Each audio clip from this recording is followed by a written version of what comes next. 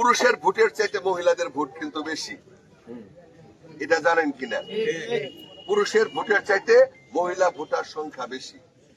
এটা পুরা শ্রীবর্দী উপজেলাতেও 2100 ভোট বেশি। এই উপজেলায় 2,52,000 ভোট, এর মধ্যে 2000 ভোট মহিলা বেশি। সুতরাং মহিলা ভোট যদি উপস্থিত না করান, মহিলা ভোট যদি কেন্দ্রে না নিয়ে আসেন, তাহলে কিন্তু ভোটের সংখ্যা বাড়াইতে পারবেন না। আমি অনুরোধ করব, যারা সমাজের দায়িত্বশীল মানুষ আছেন, ইমাম, মুয়াজ্জিম, শিক্ষক, রিটায়ার্ড শিক্ষক, আলেম, উলেমা, মেম্বার,